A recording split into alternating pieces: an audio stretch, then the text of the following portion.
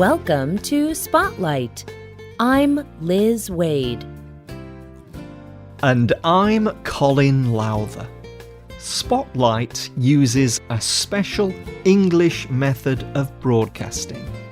It is easier for people to understand no matter where in the world they live.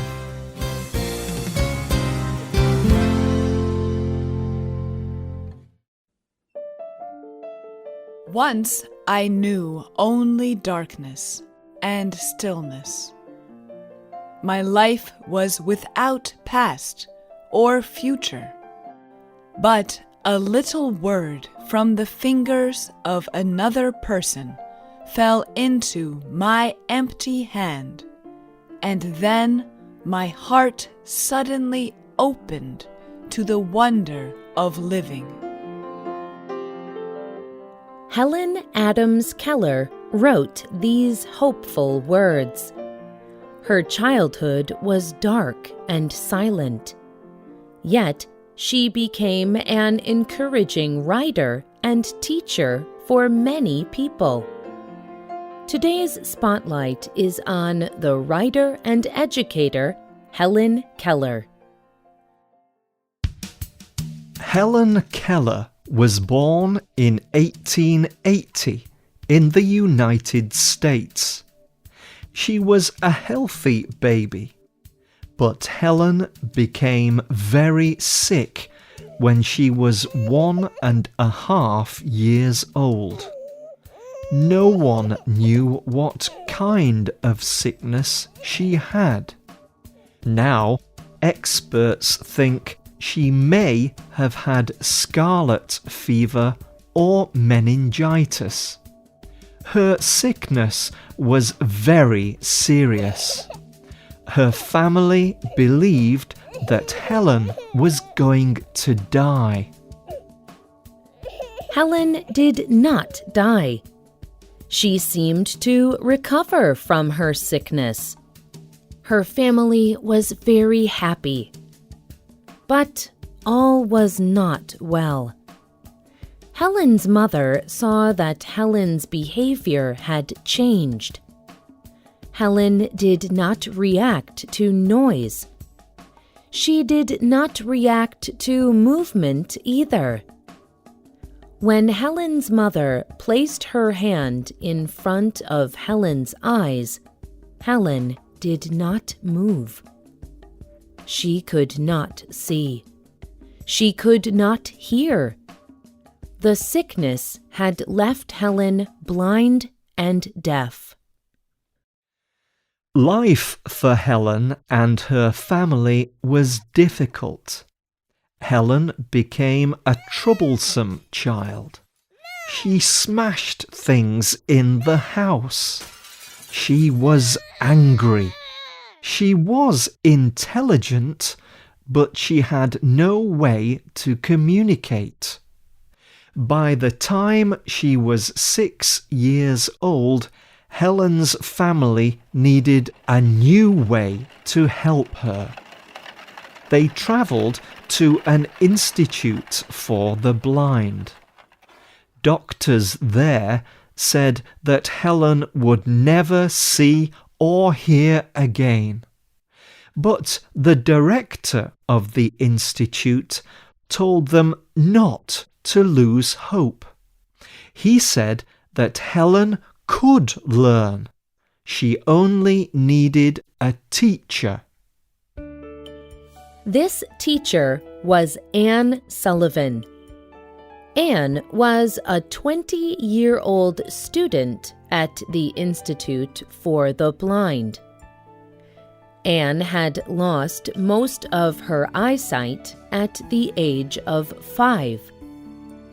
At the Institute for the Blind, she had operations on her eyes.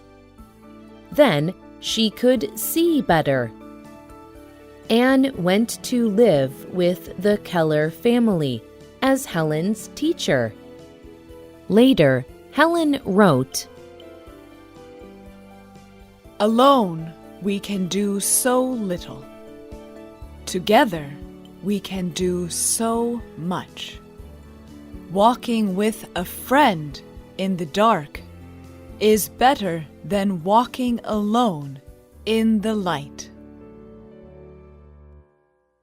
Anne changed Helen's life. She showed Helen love and support. Helen began to trust Anne. Soon, Helen's behaviour improved. Anne also began to teach Helen words. Anne used her finger to write the letters of words on Helen's hand. Helen repeated the finger movements, but she did not understand the meaning of the letters and words. Then, a small event changed Helen forever. One day, Helen and Anne were walking outside. They passed a water well. Anne took Helen's hands. On one hand, she wrote the letters W-A-T-E-R. On the other hand, she poured cool water.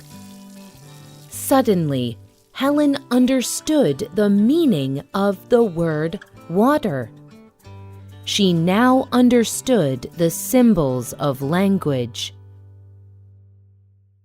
After this, Helen wanted to know more and more. Anne continued to teach her words and their meanings.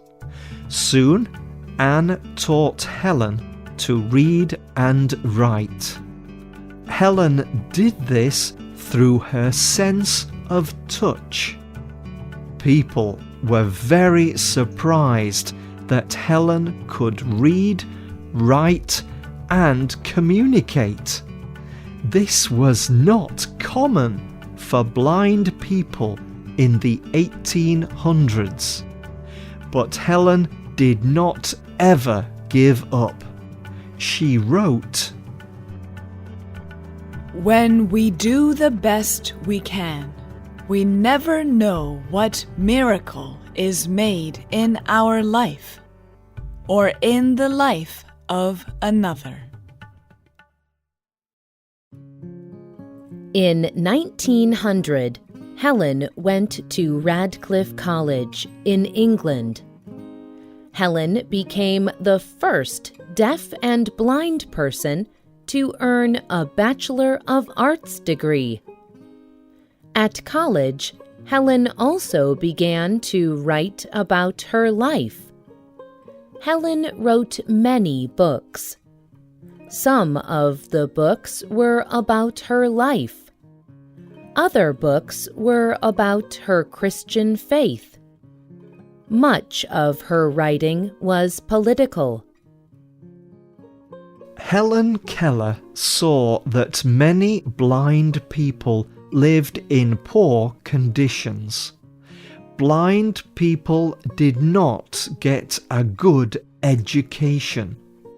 But Helen showed that it is possible for blind people to live happy, productive lives. She wrote, The public must learn that the blind man has a mind that can be educated. He has a hand that can be trained. He has dreams that are right for him to work towards. Helen was also very interested in justice for blind people in other countries. She traveled to 40 countries around the world.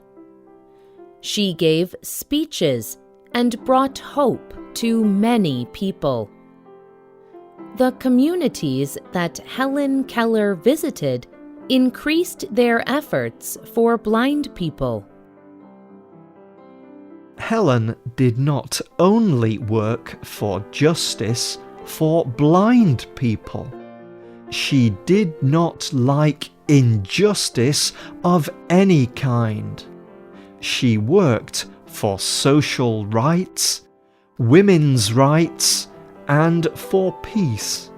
She believed that God created all people equal.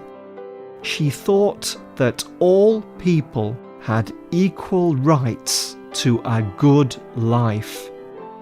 She said, "The world is full of suffering, but it is also full of overcoming suffering. I am only one, but still I am one. I cannot do everything, but still I can do something." Helen Keller kept writing and giving speeches until she was an old woman.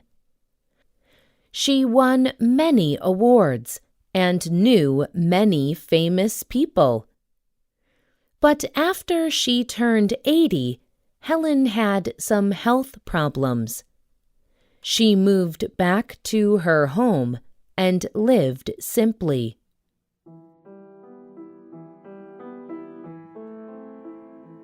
Helen Keller died peacefully at the age of 88. Her life brought hope and courage to millions of people, and she continues to encourage people all around the world with wise words such as these. True happiness is not found through helping yourself, but through faithfulness to a good purpose. The best and most beautiful things in life cannot be seen or touched. They are felt in the heart.